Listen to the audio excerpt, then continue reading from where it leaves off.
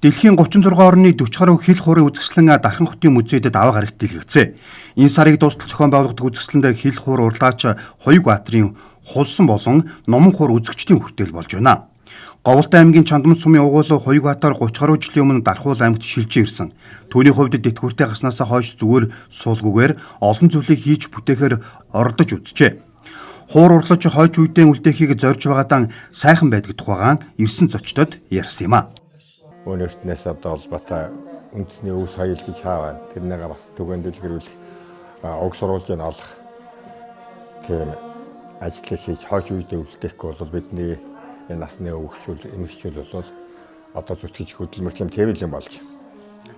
Тэгээ миний энэ хоорон тухайд бол одоо манай буурлаж манай нагас эгчнэр одоо бүгд л одоо хулсан хууртай хэрэг мэлчээр дээр хооргош хариулж яваа тоглоал үзүүлэл тэгдэг байсан. 100-ны цагт бол тэнгэр задраа бороо хоорог ихснэгээд бас хуртай жил бол хорихтай нөгөө тэнгэрийн дуу хэлцээр хордог байлаа.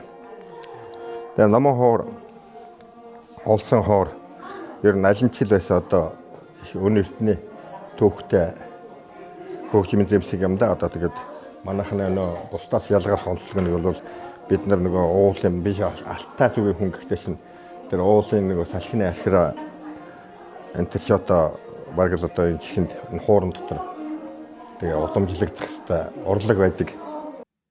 Үзэсгэлэнд оролцож байгаа хил хуур урлаач Хоёрбаатарт талархал илэрхийлж Монгол улсын соёлын элч, Монголын уламжлалт хил хуурчдын холбооны ерөнхийлөгч Наран Дэлгэр холбооны үнэлгээг гардуулж Монголын уламжлалт хил хуурчдын холбооны гишүүнээр батламжилсан юм а.